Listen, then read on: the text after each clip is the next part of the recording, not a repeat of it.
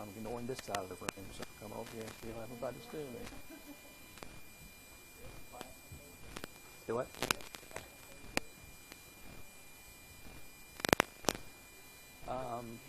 Yeah, probably a review day. Depending on how much we get through today, it'll probably be a review. So it will be optional. Which option are you going to take?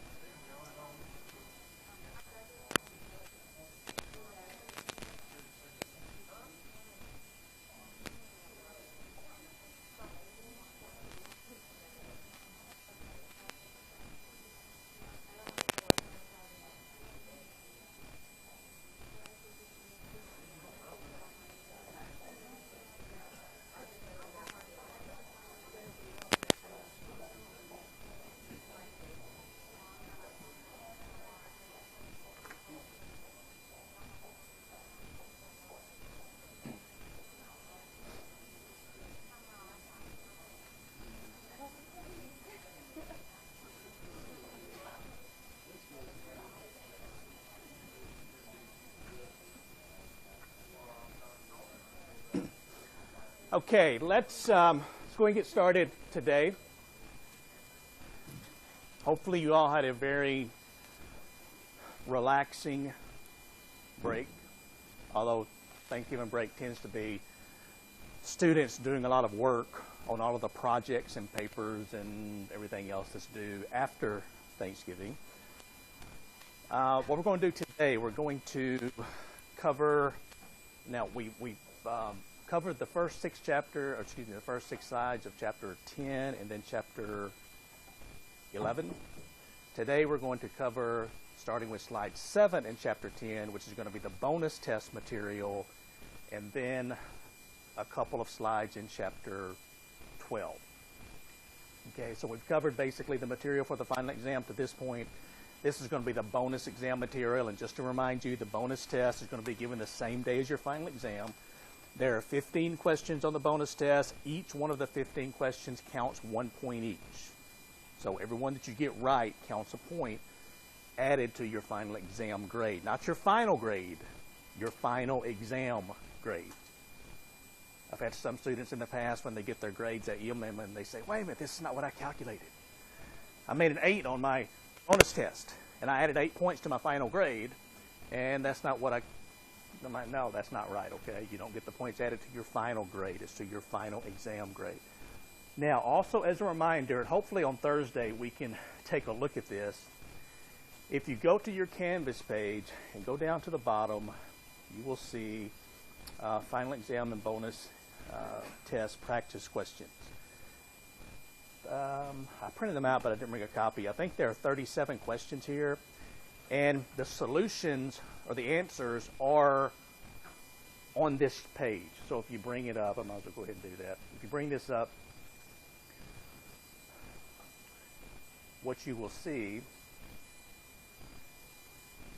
I know sometimes I have a separate file for that, but what you'll see is, for example, number 1, the cost of long-term debt generally, and then you'll have the answer here at the end of each question. Okay, BC, whatever. And again, there should be 37 total, I believe. So, very good practice in preparing for the final exam and the bonus test. They're not separated out into final exam versus bonus test questions. But we'll try to look at some of these on Thursday. What else? Are there any other questions, any other topics? Your final is scheduled for the Tuesday of finals week, which I guess is 1 week from today, at 1:30. Anything else? All right. Then let's jump back into chapter 10. Now, you'll notice In Chapter 10, we looked at the first 6 slides. So we took a look at capital budgeting, some of the terms associated with capital budgeting. So we made it through here. Now we're getting to capital budgeting techniques. So we're going to look at essentially 4 different methods that a company can use to determine if they want to invest money in a certain long-term asset. Remember, we said a capital asset is an asset, or a capital expenditure is an expenditure that's going to produce the benefit for more than 1 year. So building a factory, buying a piece of machinery, purchasing a grain bin, whatever, as long as it's typically expensive and provides long-term benefits, then we go through the capital budgeting process. Now, for our examples, as we go through the different techniques, we're going to be looking at 2 different projects. And we've got, now, a project is just a generic name for some type of investment. So the project, again, could be a factory, it could be a factory, it could be a machine. Here's the term project. This is talking about some kind of generic investment. Project A is going to cost $42,000. That's the initial investment. That's what we're spending. And then we are, all my students aren't going to be happy about that.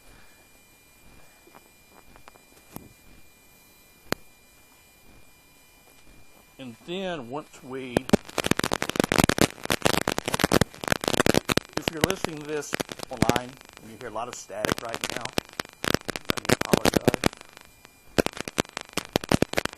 It's been a long semester for my microphone.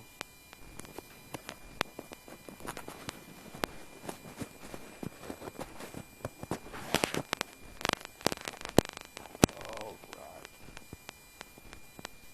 Maybe it'll stay. Okay. Project B costs $45,000. And you can see these in your book. If you take a look at table 10.1 in chapter 10 in your book, you can see the cash flows. And so these are the numbers we're going to be using. Project A, $42,000 initial expense at time period 0. And then you can see the cash inflows for each year. So the first year, once we spend $42,000, Project A is expected to bring in $14,000. The second year, $14,000 in years 3, 4, and 5. Project B costs $45,000, which is a negative cash flow, and then it brings in $28,000, 12, 10, 10, and 10. Okay, so these are the numbers we're going to use throughout the entire chapter. This is a timeline of what the cash flows would look like. And sometimes when you're doing capital budgeting projects, it's really helpful if you draw a timeline because you've got cash flows really flying all over the place. You've got your initial investment, then you've got cash coming in. Sometimes you may have actually a negative cash flow sometime during the lifetime of the project. And so it helps if you draw out a timeline. And so this is telling us exactly what the table told us. And now we can get into the different techniques. The first one is what's called the payback period.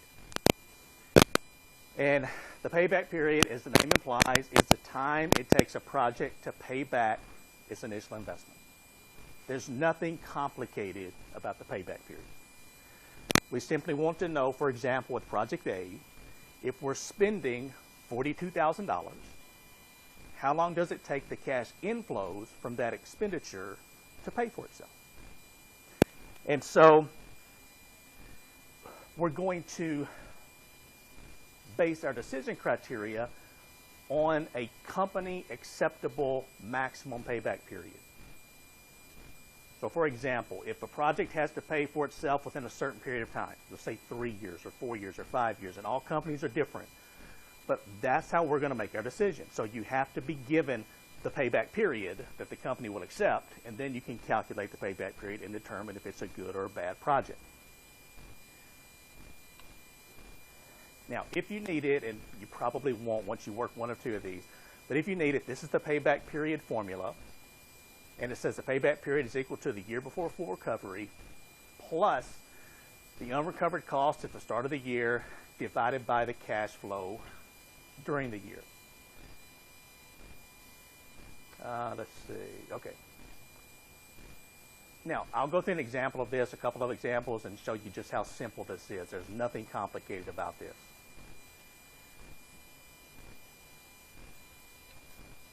Now, for project A. And let's go back here. Let's just look at the numbers. For Project A, what we're going to do is we're simply determining how long does it take to pay back $42,000. So we start with year one. Year one, we recover $14,000 of the $42,000, so it hasn't paid for itself. Year two, we recover an additional $14,000. So now we're up to 14 plus 14, $28,000.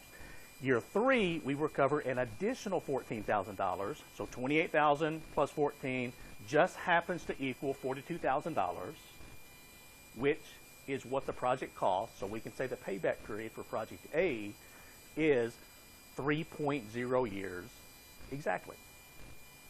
Works out nice and neat. Now, if you would, go through and calculate for me quickly the payback period for Project B.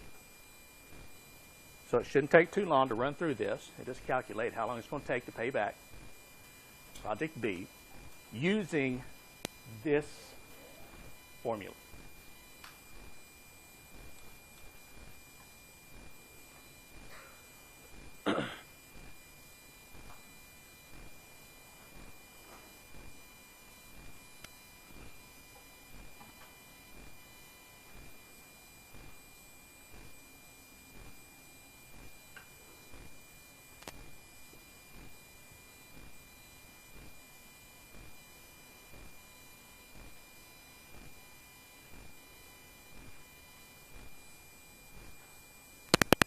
So as we're looking at this, we need to recover $45,000.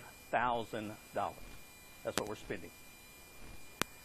The first year, we recover $28,000 of the $45,000. So it hasn't paid for itself.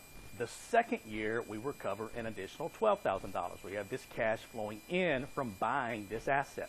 So now we're at 28 plus 12, we're at $40,000. So we can see that in year three, we're going to recover the money that we invested. Now, in following the formula,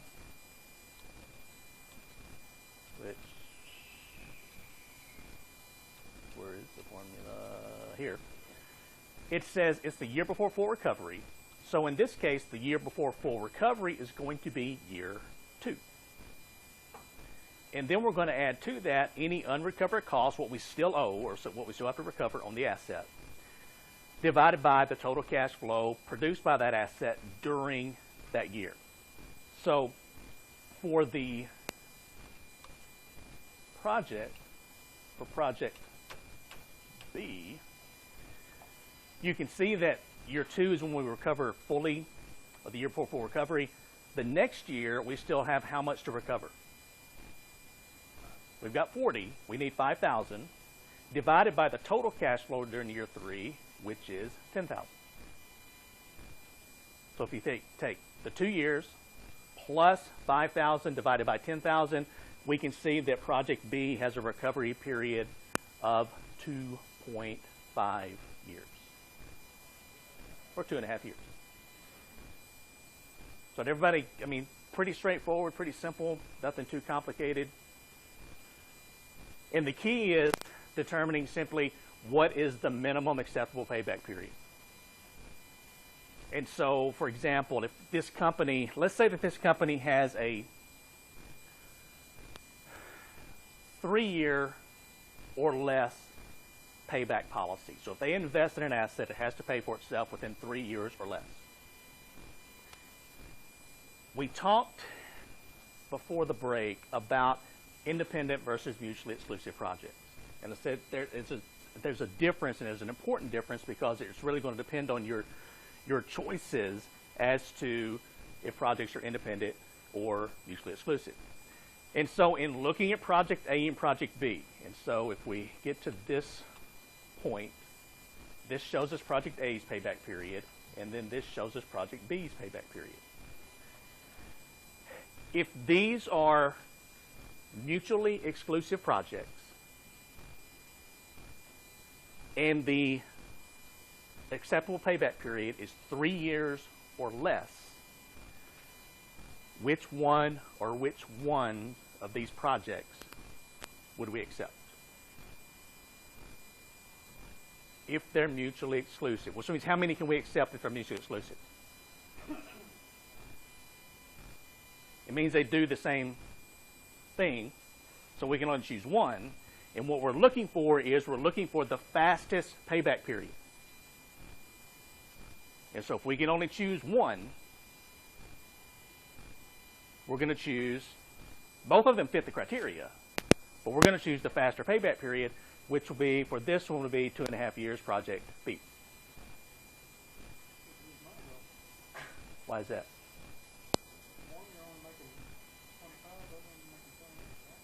Well, okay, you bring up a really good point, and you bring up one of the weaknesses of the payback period. Because with the payback period, you're only looking at the cash flows up to that payback period. You're not looking at anything past that. And so this is just looking at which one pays back faster. So we'll get back to your, that's all you care about with this method, okay?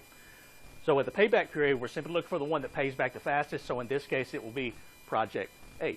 Now, if you're reading the question and it says project A and project B are independent projects, and there is a 3-year or less acceptable payback period, which one or which ones would you invest in?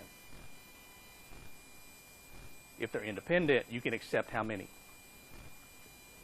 As many as meet your minimum criteria. And so if they're independent projects, both of them meet the minimum criteria, so you would accept both projects if they're independent. So you got to see the difference here between independent versus mutually exclusive and why it makes a difference as to what type of project you're dealing with. But again, once you work a couple of these, you're not going to have any trouble with the payback period. Now, it says here to be sure to read the section on the payback period strengths and weaknesses. And what you're going to see in the book is it's going to talk about one of the weaknesses, which we just talked about, is we don't look at any cash flows past when the project is paid for. So there could be some really big cash flows sitting back in time periods after it pays for itself, or maybe some small cash flows, and we're not taking that into consideration. So that's one of the weaknesses. Also, another weakness is the payback period doesn't take into consideration the time value of money. And you should probably know by now, since we spent so much time on Chapter 5, that anything worth doing in finance is going to consider the time value of money. So that's a couple of the major weaknesses. The major benefit of the payback period is basically it's really simple. You don't have to have a PhD in finance to understand that you take what you spend on the asset and then you start adding up what it brings in, and you simply can calculate when it pays for itself. And believe it or not, a lot of companies actually use the payback period because it's so simple. There are a lot of people out there, and I'm not saying anything negative about them because they're very good at what they do, but they run different types of businesses. And they're very good at running their business. They know a lot about that business, but they may not know a lot about finance or accounting, time value of money. And so with something like this, it's really simple.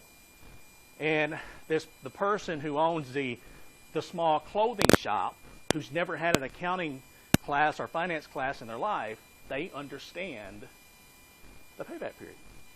It's really straightforward, really simple. Now, the next method is what's called the net present value, or the NPV. And this is a little more sophisticated in terms of technique. You're also going to need your financial calculator for this. So if you've got your financial calculator with you, if you would, please take it out. It says here the NPV is a sophisticated capital budgeting technique found by subtracting a project's initial investment from the present value of its cash inflows, discounted at a rate equal to the firm's cost of capital. So let me try to explain what we're doing here. We're simply taking the future cash inflows from this asset, whatever it is, this piece of machinery, this factory, this whatever we invested in, and we're discounting these. We're finding the present value of these future cash inflows at the cost of raising the money. So we talked in Chapter 6 about using bonds to raise money. We talked in Chapter 7 about using stock to raise money. There's a certain cost associated with raising capital. And if we can subtract the initial investment from the present value of the cash flows, and the NPV is greater than or equal to 0, then this is an acceptable project. If it's less than the cost of capital, it's less than the initial investment, then we're going to reject the project. So basically, if you calculate your NPV, if it's 0 or greater, we accept it. If it's negative, we reject the project. Now, here's a question for you. Why would anyone accept a project with a 0 net present value? Because essentially what we're doing here, we'll take a look at this in just a minute when we work through an example, but if a project has a positive net present value and you accept it, you're increasing stockholder wealth by the amount of that net present value. So you're increasing stockholder wealth, which is what we said we wanted to do from day one in this class. If it has a negative net present value, you're destroying shareholder wealth if you accept that project. But what if it has a 0 net present value? Why would we accept that project? You're not hurting your company, but you're not helping your company. You may have any ideas? Tax avoidance could play into it some. Okay, that's a really good, to keep your employees busy. Basically what we're talking about with a 0 NPV project is, again, you're not increasing shareholder wealth, but you're not destroying shareholder wealth. And sometimes when your company, let's say we're in a recession, things are really slow, and you own a construction company. You've got employees working for you. Maybe they've been there a long time. They've got a lot of experience. They're good employees. They're well-trained. They're good workers. And if you don't accept some 0 NPV projects, you're going to have to lay those employees off. Now, they're not going to just sit around waiting for you to hire them back when things get better. Most of them have to find other jobs. And so when things improve and you call them back and say, hey, things are better now, would you like to come back to work? A lot of them simply aren't going to come back to work for you. So you're losing a lot of experience. So accepting those 0 NPV projects helps you retain those employees, keep them busy until things get better. Also, you have assets, you have buildings, you have machinery, various types of equipment. And the worst thing that you can do for assets of that type is to let them sit idle. No maintenance, not working, not running. You have mechanical problems sitting in. If you've got buildings, you may have leaks, you may have, there's all types of things that can go wrong if you let these assets sit idle for a long period of time. So accepting a 0 NPV project keeps those assets working until things get better. Now, you can't go on forever accepting 0 NPV projects. Things have to get better where you have positive net present values. But for a short period of time, you can accept these projects, and that's why we would take on projects with a 0 net present value. Does that make sense? Everybody follow me here on this? Now, this is the calculation of NPV. This is what we're doing, and we'll do this on the calculator, but I wanted to show you this. Notice project A, our initial investment of $42,000. These are the cash inflows, $14,000 each year for 5 years. So if we take the present value of these 5 cash flows, so we take $14,000 the first year back to time period 0, calculate the present value, the second $14,000 back 2 time periods, at a discount rate of 10%, so the cost of capital is 10%, you come up with a present value of $53,071. So following our formula, which was here, if we take the present value of the cash inflows minus the initial investment, that's going to be $53,071 minus $42,000. It gives us a positive net present value of $11,071. And you need to ignore this negative sign here. Okay, it's simply 53,000 minus 42,000. Okay, it's not 53,000 minus a negative 42,000. So, positive NPV, good thing. It's an acceptable project. If you do the same thing for project B, you'll find the NPV is a positive 10,924. And the way we look at this is the higher the NPV, the better the project. Now, if we want to calculate this ourselves, we can use our financial calculator. These are our inputs. So let's go to our financial calculator. And we'll work through this for project A. Now, you can do this a couple of different ways. The first thing we want to do is let's just simply go through and clear out everything. So second, clear time value of money. Second, clear work. We're going to press our CF key. Now, you've done this before. We did this when we calculated the present value of a mixed stream of cash flows. So if we press our cash flow key, at this point, previously in Chapter 5, we just skipped past this because we never had a cash flow at time period 0. With our net present value projects, we do have a cash flow at time period 0. For project A, it's $42,000. So we're going to put in $42,000. And it's a negative cash flow. So make it negative. And then press your enter key. Now, if we press our down arrow key, it's going to ask for the cash flow at time period 1, which is $14,000.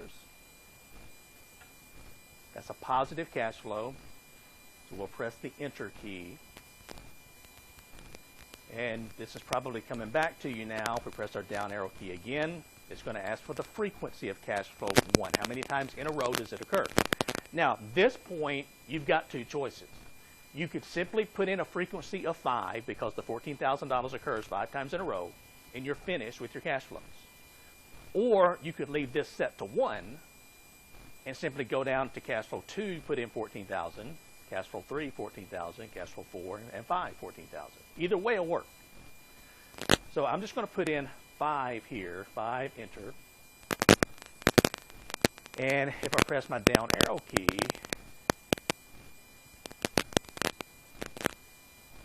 I'll notice, check my cash flows, and they're all in there.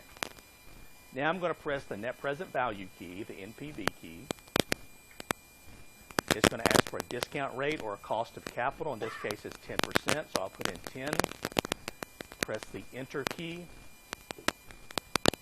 Press the down arrow key one time. And now it tells you to press the compute key in the top left-hand corner to come up with a solution. And this tells us our net present value for project A is a positive $11,071.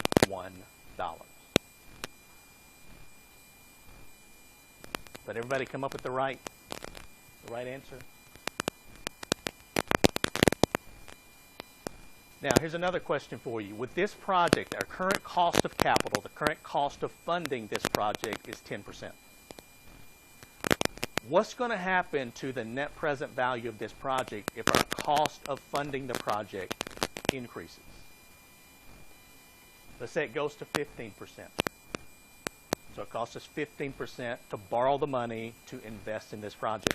What's going to happen to this number, the NPV? Is it going to get larger or smaller? If we increase the discount rate, what happens to the present value of future cash flows?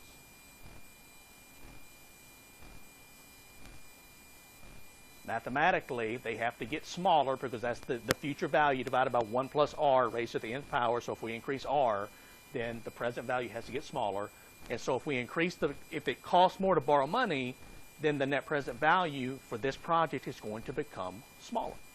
And we can show that if we go back and take a look at our discount rate. So if I go back to, well, let's see, if I go back here, we had a 10% discount rate. What if it goes to 15%? 15, enter. Press my down arrow key and compute. You'll notice now the NPV is smaller. What if it costs 20% to raise the money? now my net present value becomes negative. This is now a non-acceptable project. Now, the reason I'm telling you this is because what tends to happen with corporations is when things are going well, you can borrow money, you can raise money by issuing stock. That's not really a hard thing to do. And you can typically, if you have a really good credit rating as a corporation, you can borrow money at a very low rate. And so the lower the rate that you're paying on the money, the more projects you can accept because of the positive net present value. But when borrowing money starts going up in cost, let's say that your company's having some problems financially, it's not doing very well, it's become riskier, the cost of borrowing money increases, what happens is the net present value on potential projects starts going down. And at some point, it's going to cost so much to borrow the money that previously you could have taken on this project and created shareholder wealth. Now you can't take on the project because you're destroying shareholder wealth. And so this increase in the cost of borrowing money is simply the first step towards going out of business. Because you can't accept this project, and so another one comes along, maybe you can't accept it, so you're getting less work, you're making less money, profits going down, it's the start of bankruptcy. That's why it's really important for companies to be able to borrow money at very, very low interest rates. And when you hear the Federal Reserve talking about increasing interest rates or decreasing interest rates to stimulate or slow down the economy, now they're talking about increasing rates to slow down the economy somewhat. That factors into what we're doing here. Now, of course, rates are so low right now, it's not going to make much of a difference. But if rates do start going up at a fairly constant pace, it's going to have a negative effect on companies, and they can't do as much as they could previously because it costs them more to borrow the money. Okay, so net present value. If you would go ahead and calculate the NPV for Project B. Just really quickly, so you go to your cash flow, you press your second in your clear work, and now calculate the net present value for Project B.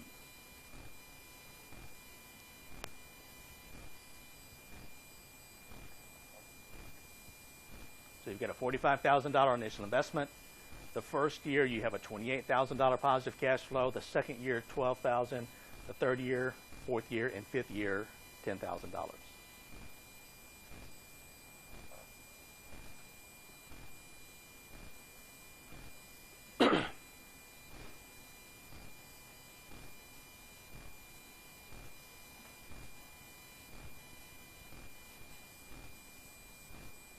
Oh, and before I forget it also, I think somebody at some point in the semester had borrowed one of these calculators from me, which is fine. Just please don't forget to give it back to me before the end of the semester or when you finish. Okay. Okay, so if we're going to put in our cash flows, cash flow at time period 0 for Project B is $45,000. That's a negative $45,000, the initial investment, and we'll press the Enter key. Now if we press our down arrow key, cash flow 1 is $28,000. That's positive, so we'll just press the Enter key. Press the down arrow key, the frequency is 1, which is correct. So we'll press the down arrow key again, go to cash flow 2, which is $12,000. Press the Enter key to lock it in. Down arrow key, the frequency is 1, which is correct. So we'll go down to cash flow number 3, and we'll put in $10,000. Press the Enter key. Now, at this point, once you press the down arrow key, you've got a couple of options. One is you could simply put in a frequency of 3 and be finished. Or you could go down to cash flow 4 and 5. That's what I'll go ahead and do this time instead of taking the shortcut. So I'll leave this set to 1. I'll put in 10,000 here. And I'll put in 10,000 for period 5. And if you're not doing it this way, if you did it the other way, that's fine. You're going to get the same answer. Now if I go through my cash flows, so if I go back through, I can see them all there. I'm going to press my NPV key. I'm going to enter my 10% cost of capital. So 10, press the enter key, press the down arrow key one time, and the compute key. And this tells me that project B has a positive net present value of $10,924.40, which is still a good net present value. It's positive. Now, my question here is, if we have project A and project B, you can see the NPV for each one. Project A has an NPV of $11,071. Project B, $10,924. If these are independent projects, which one or which ones would we accept? If they're independent projects, we can accept as many as meet our minimum criteria, which is a 0 or positive net present value, so we would accept both projects. If these are mutually exclusive projects, which one or which ones would we accept?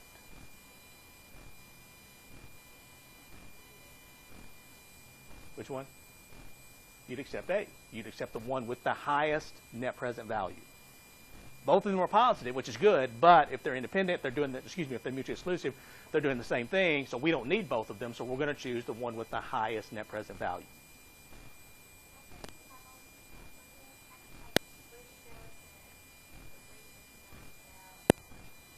Once you've entered your cash flows, then you're going to press your NPV key. You're going to put in your 10%. So 10, enter. Then you're going to press your down arrow key and your compute button. Did that work? Okay.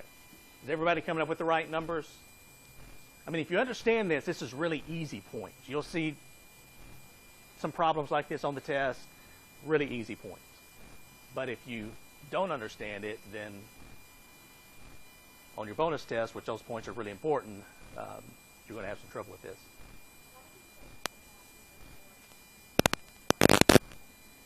Because if we go back and take a look at the cash flows,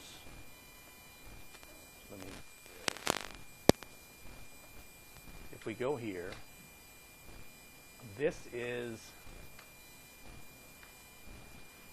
these are the cash flows associated with project B. So we had 28,000 in time period 1, 12,000 in time period 2, and then 10,000 in time period 3, 10,000 in time period 4, 10,000 in time period 5.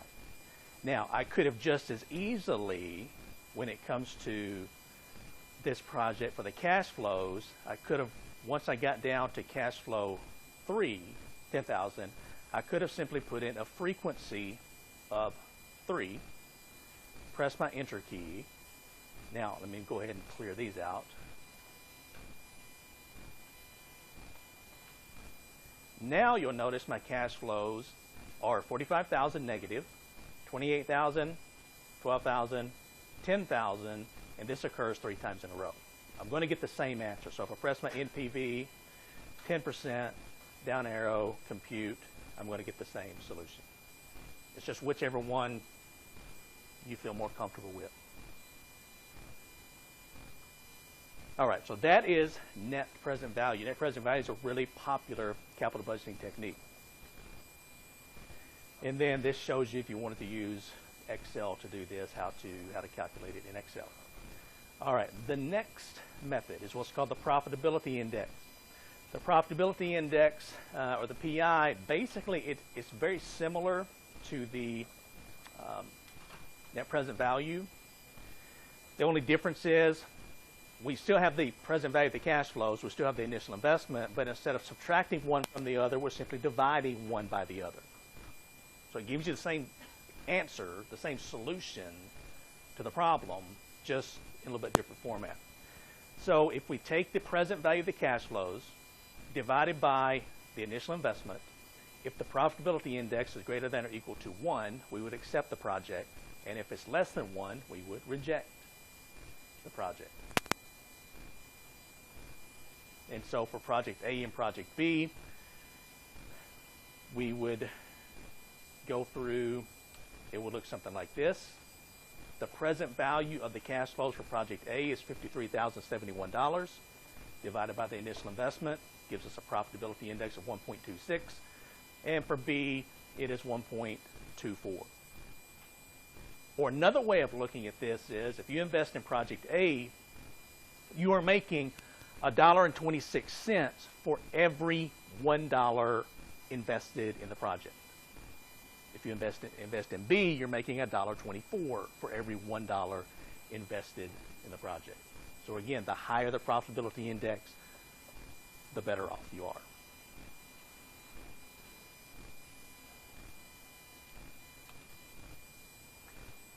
And the fourth method of analyzing capital budgeting projects is what's called the internal rate of return. It says the internal rate of return is a sophisticated capital budgeting technique. It is the discount rate that equates the net present value of the investment opportunity with zero, or it's the rate that causes the net present value of a project to equal $0. And basically what we're doing is we're finding the rate that causes the right-hand side of the equation to equal 0 when it comes to net present value. So if we go back a few slides here, what we're looking for is the rate that causes the present value of the cash flows, this R that causes the present value of the cash flows, minus the initial investment to equal exactly $0. That's what we call the internal rate of return, or the IRR. So in working our way here, we can see this. We're not going to use this formula. What we're going to use is our financial calculator. And our decision criteria would be that if the internal rate of return is greater than or equal to the cost of capital, we would accept the project. If the internal rate of return is less than the cost of capital, we would reject the project. And the higher the internal rate of return, the better the project. Now, in calculating this, the great thing about the internal rate of return is normally when you're asked to calculate net present value, you're also asked to calculate internal rate of return. Both of them require you to enter the cash flows. But once you've got the cash flows in, you can calculate NPV and internal rate of return with just 2 additional keystrokes. So let's go back to, okay, so this is what your cash flows look like for project A. And let me bring up the calculator. And I'm going to go back to, I'm going to go here. And I'm going to put in my cash flows for project A again. It's pretty fast. So it's 42,000 negative at time period 0, enter. And then it's 14,000, enter, with a frequency of 5, enter. Now, what we did earlier, we calculated NPV. I put in my 10% cost of capital, and that's where we stopped. But now let's say that the project says also calculate the internal rate of return. To do this, I just simply have to press my IRR button directly to the right of the NPV key and press the compute key. And it tells me that the internal rate of return for project A is 19.86%.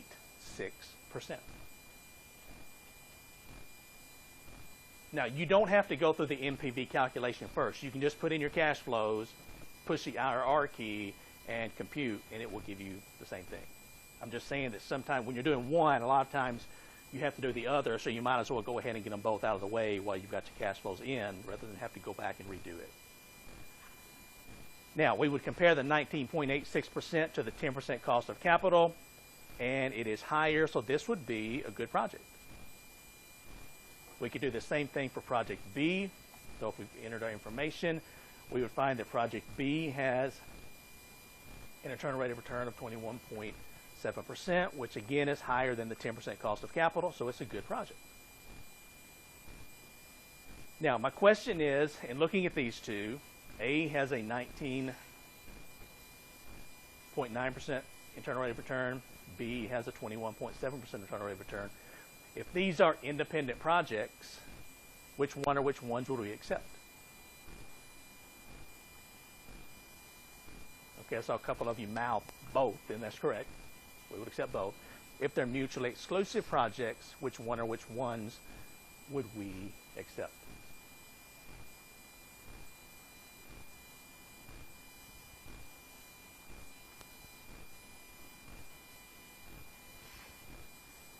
You can do 1, 2, project A, B. I mean, come on, it's not that difficult. One with the highest internal rate of return, which is project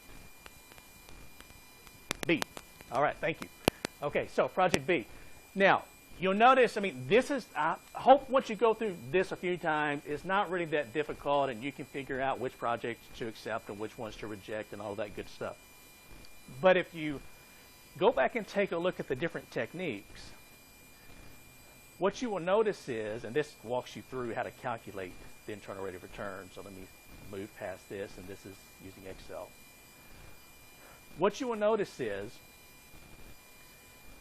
when we used net present value, it said project A was better than B. When we used internal rate of return, it said project B was better than project A. And that's a problem for us.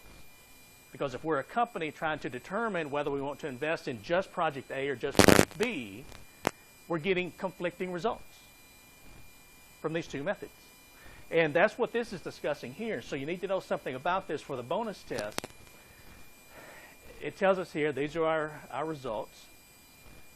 And it also says that such conflicts are not unusual. And the last bullet point here says there's no guarantee that NPV and IRR will rank projects in the same order. However, both methods should reach the same conclusion about the acceptability or non-acceptability of the project. But again, that doesn't help us if we're trying to determine which one is the better project to invest in. Now, the reason for this and the reason for the differences in the two answers is shown here. It says NPV and IRR can result in conflicting rankings due to the magnitude or the size and the timing of the cash flows. So if you go back and take a look at Project A and Project B, Project A had $14,000 coming in each year for 5 years. Project B had a really big cash flow coming in time period 1, $28,000. Then it jumps down to $12,000 in time period 2, and then $10,000 in years 3, 4, and 5. So the size of the cash flows differed significantly. Project A. So we get different answers. And the key to this is here. Basically, what this tells us is that net present value, if you have to choose between the two, NPV is the correct method to use because of the reinvestment rate assumptions, and NPV assumes the intermediate cash flows are reinvested at the project capital. Internal rate of return assumes the intermediate cash flows are reinvested at the project's own internal rate of return. So what it's saying is that this project is going to have the same cash flow as, or excuse me, the same internal rate of return as the next project. And that's not true. We can't estimate, we can't use that in our estimation of internal rate of return. So on a purely theoretical basis, net present value is better. And basically in real life, managers oftentimes prefer the internal rate of return because the solution is given as a percentage. Managers like percentages. They like being able to compare. We're earning 13% on the project. It's costing us 10% to raise the money. So that's a good project to invest in. Again, the simplicity of it tends to outweigh the theoretical financial advantages of net present value. And then a couple of other talks about ethics here in the chapter. Now, one last thing. Let's see, where are we here? Okay, we've still got time. That was chapter 10. Let's jump ahead to chapter 12. There's basically 3 items in chapter 12 I want you to know. One is the definition of risk. And it says risk in this context refers to the certainty of receiving the cash flows from a project. So what we're looking at in Chapter 12 are what we call risk adjustment techniques, or ways that we can account for and maybe a really risky project that a company is going to take on, or maybe a really non-risky project that a company might undertake. Now, the example that I use, and I've used different ones throughout the different classes, today I'm going to use Nike. Now, here's a really easy question for you. What does Nike Corporation sell? Shoes? What else? Athletic apparel, athletic equipment, athletic anything. I mean, you could have, they'll probably, sometime or another, Nike could sell walkers for elderly people. And they would buy them because they would think if they have that Nike walker, they're going to be moving faster than if they have a walker without the swoosh on it. It's true. So let's say that Nike, now what if Nike decides to just they're going to introduce a new athletic shoe. How many times have they done that? Hundreds and hundreds and hundreds. They've had hundreds and hundreds of models of shoes. So producing, designing, selling a new shoe is nothing new for them. So that would be what we would call an average risk project. Nothing exciting, nothing really risky, just average risk. And so if we're calculating the net present value and we want to use the discount rate or the cost of capital, we would simply use whatever our average cost of capital is. But what if Nike decides they want to get into the tablet computer business or the phone business, cell phones? And they're thinking, you know what, if we've got our phones, we've got the Nike swoosh on them, we make these phones in nice bright colors, the neon greens, the pinks, the purples, people are going to love them. And they're going to think that their iPhone 6, because it has a Nike swoosh on it, is faster than a non-Nike iPhone 6. And it's probably true. But there's one problem with this. Nike has never sold tablet computers or phones. This is brand new territory for them. Now, one option is they could simply go in with AT&T, Verizon, something like that, and use their expertise to help them with this, and that would solve the problem. But what if Nike wants to do this themselves? This is what we would call an above-average risk project. It's riskier than introducing a new pair of shoes. And so we have to account for that increased risk somehow. And so that's what in Chapter 12 we're talking about. These are the two ways we can account for the increased risk. Now, there are no calculations here. You simply have to know the definition of these two techniques. One is what's called the certainty equivalent method. And basically what that does, it says it's adjusting the expected cash flows from a project using a certainty equivalent factor, which would be less than 1 for above average risk projects, making the present value of the cash flow smaller and more conservative. So what we're simply saying here is, if we go back to, now I'm going to jump back here just a minute.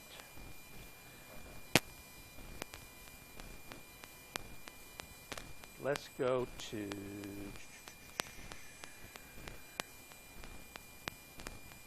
let me go back one more. Okay, let's go back here. This was the net present value calculation for Project A.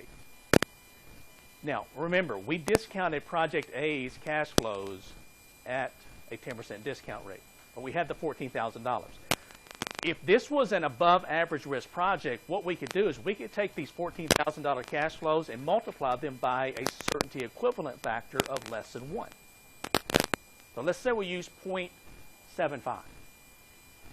If we multiply 14,000 times 0.75, does it make it larger or smaller than $14,000? Smaller. So the cash flow now has become smaller and more conservative. And if we take the present value of that smaller cash flow for each of these, it's going to give us a smaller present value. So what this is saying is if we multiply these cash flows, the numerator, by a certainty equivalent factor of less than 1, we make them smaller, more conservative, and we can still take the present value, subtract the initial investment, and come up with a positive net present value. We've accounted for the risk, and it's still a good investment.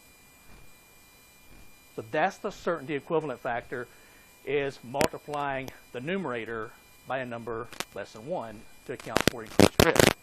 The second method is what's called the risk-adjusted discount rate. And it is adjusting the denominator. So we're not adjusting the cash flow, we're adjusting the R, the discount rate. And we would simply, if we have a high-risk project, we would simply make the discount rate or the cost of capital larger. And so we're dividing the numerator by a larger denominator, which means we're making the present value smaller, more conservative. And if we can still subtract the initial investment and have a positive net present value, we've accounted for the increased risk, and it's still a good investment. So basically, know that the certainty equivalent method is theoretically the better method to use because it separately adjusts for risk and time, but the risk-adjusted discount rate, or the RADR, is most often used in practice, again, because it's simple. People understand that if I make the discount rate larger, it's going to make my present values smaller. So I'm accounting for the increased risk, and if the project is still acceptable, I would go ahead with the project. That is chapter 10, and that is the 2 slides from chapter 12. And that is all of the material that we're going to cover in Finance 330. Now, on Thursday, what we will do is we will review for the final and for the bonus test. So if you have questions, if you would like for me to work through some of the practice questions, some of the end of chapter questions, whatever, then that's what we'll do on Thursday. Is there anything else that we need to discuss? Any other questions before I let you go out into the actual sunshine today? All right, everybody have a great day. I will see you on Thursday.